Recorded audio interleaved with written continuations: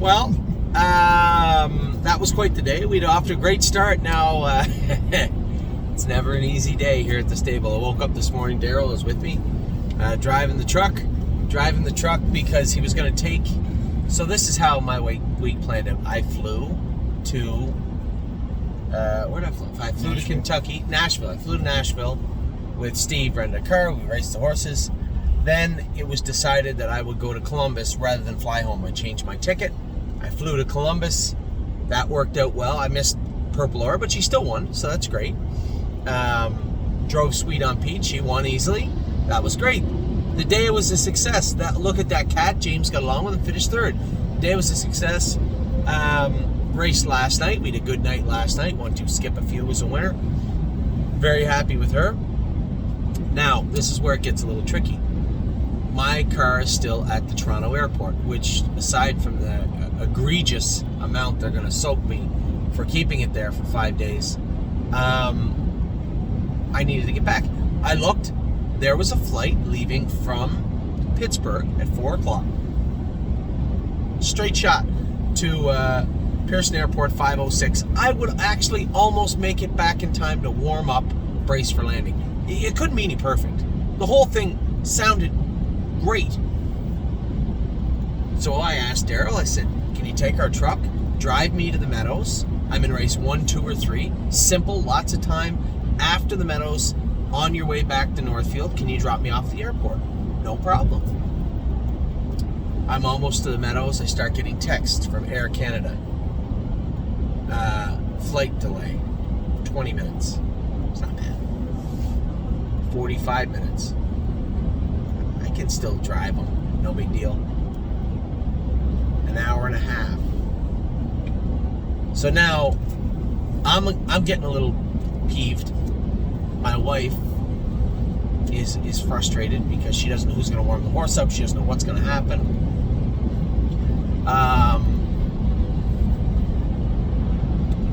The whole thing's unraveling. So Daryl said, why don't I drive you to the Buffalo? Now, Daryl doesn't have his passport with him. Why would he? Why don't I drive you to Buffalo and you get somebody to come pick you up in Buffalo? Well, that's easier said than done. Amy has brace for landing at the track.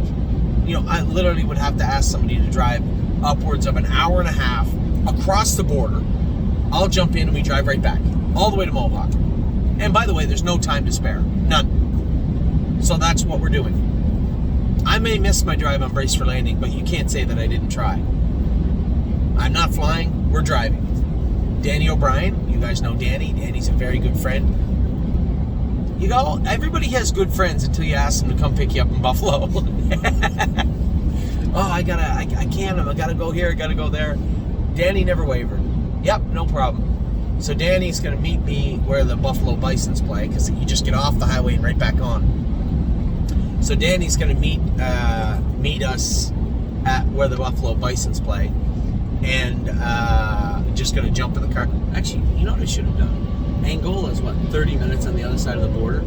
I should have just got him to go past the exit, come back to that side of the Angola going home. If you want to, still can. I think I still might. That might be a better idea. I might call Danny, because that's literally off the highway, jump in the other car and away you go. That might actually be better. So I'll ask him if he doesn't mind doing that. Like, I haven't already, like, it's already not a big ask to begin with. It doesn't matter who goes which way, but you got to travel the same distance in one car or the other. You know, if he comes this way a little further, then I'm going that way. Well, I don't want to get in the car going the other way. That's what I mean. Yeah. So, that's what we'll do. I'm going to ask him right now. Anyway, I'm trying my hardest to get there for brace for landing. Carter, Michael, Dio, Gandalf, and I believe Rob Fellows has me on a filly.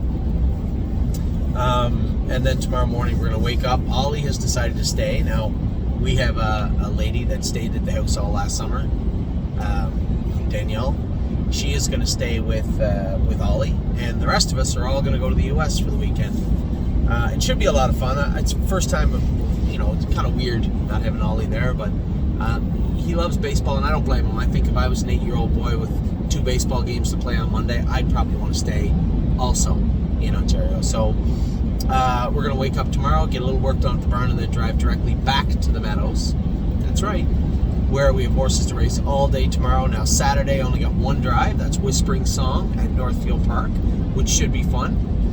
Her first start, so it's very important. We had two in together. Somebody said, why wouldn't you go with High Enterprise? Listen, I'd love to go with High Enterprise. Of the two fillies, they're very close, but I think High Enterprise is maybe, at least right now, a better filly. But I want to get Whispering Song started on the right foot. And quite frankly, with the hobbles on, High Enterprise is a race car. I'm not really worried about High Enterprise with hobbles on.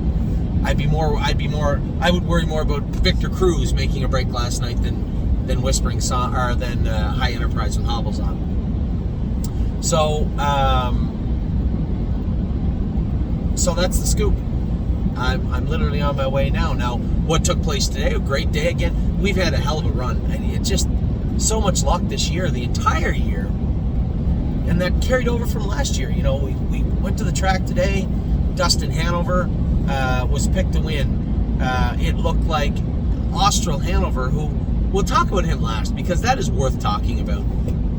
Looked like he had a good shot to win. And then Fashion Presidente was great last week. Is he going to race good again or race better even? And then how would Tailgate Buzz do? Now, Ridge Warren came to me before the race and said, what do I got to know about Tailgate Buzz? I said, handy little horse. You can leave, you can sit, you can follow.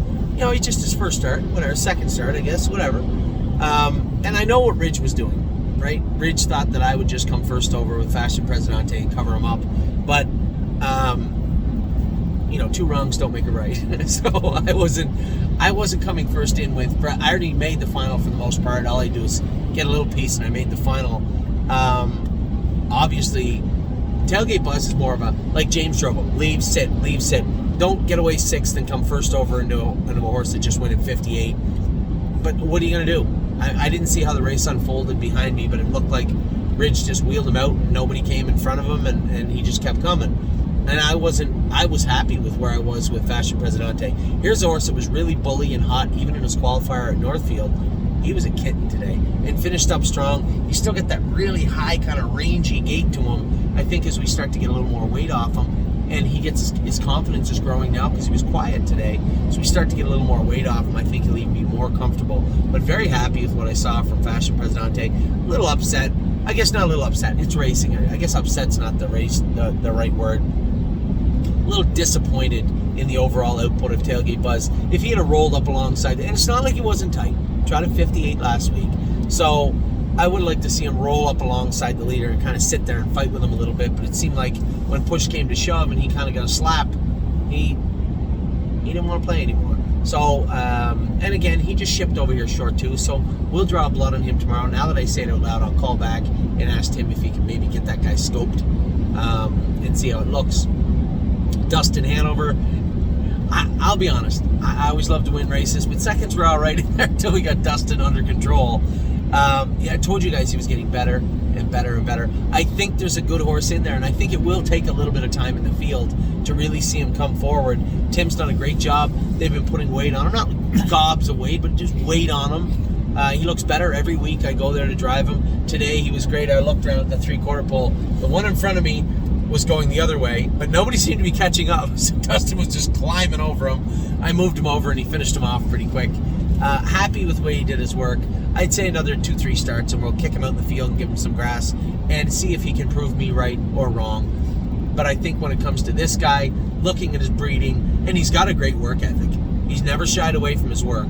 Looking at his work ethic, looking at his attitude and his breeding, I think once we start to pack that weight onto that horse, you're going to see a much different Dustin Hanover. And that's the Dustin Hanover we bought and the one we all want to see. But it's going to take a little time. But today was a good step. Win at 58, new lifetime mark. You might say it was 31 on the end of it. Now, his last quarter wasn't 31 speed. I was climbing over until the head of the lane. So my last eighth was 28 apiece, 29 second speed. He finished up well. So very happy with Dustin Hanover today.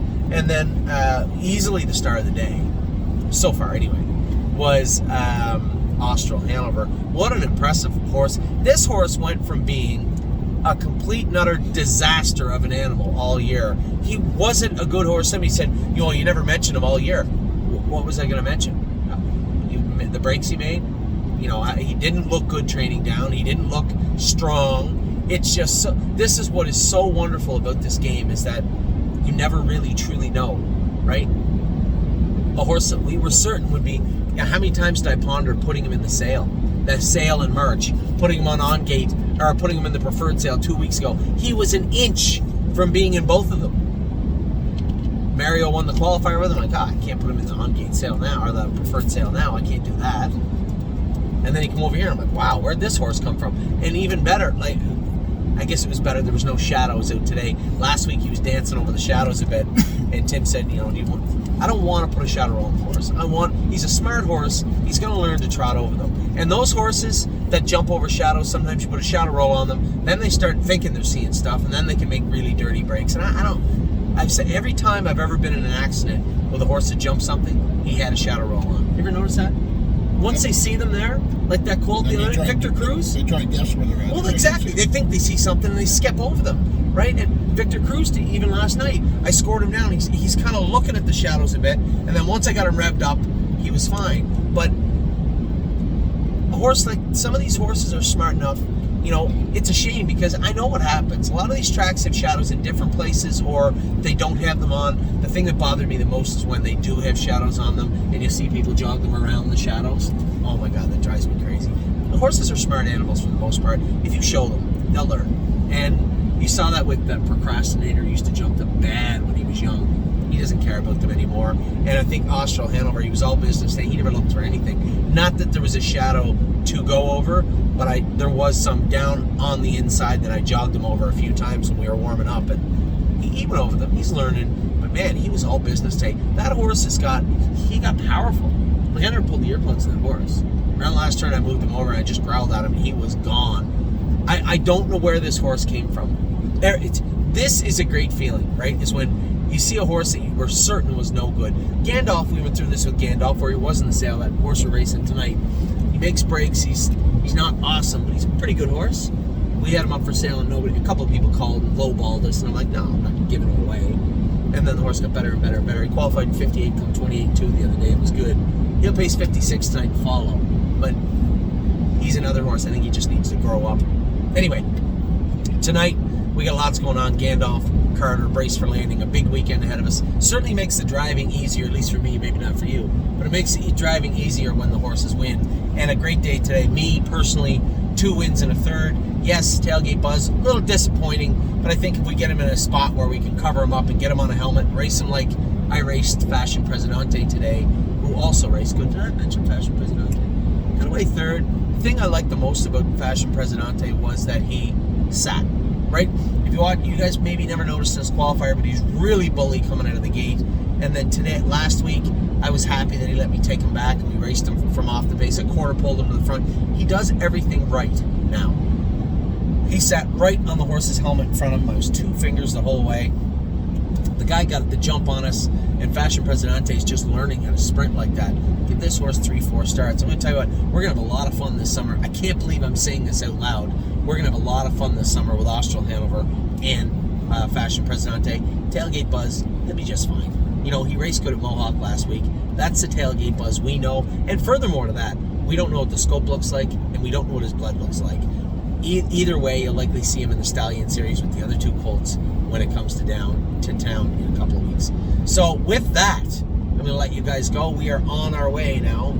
We're actually going to beat the plane to Ontario. How embarrassing is that? It's ridiculous. So they're going to have to give me a refund on my ticket. And Danny O'Brien, don't forget to call him. the savior of today. Thank you very much, Danny O'Brien. Is going to pick me up, hopefully at Angola. That's a better shot to Buffalo. So with that, I'll talk to you guys later on. Need some luck for tonight, both to get to the race on time. If I'm not driving tonight, you know why, but I will be at Mohawk in time, so I'll make sure that everything's set up good. I know that when I started to realize that we were getting a little bit of a time crunch, I talked to James. You may see Doug McNair drive brace for landing tonight, but hopefully it will be me. I will talk to you all very, very soon. I hope you're having a great day.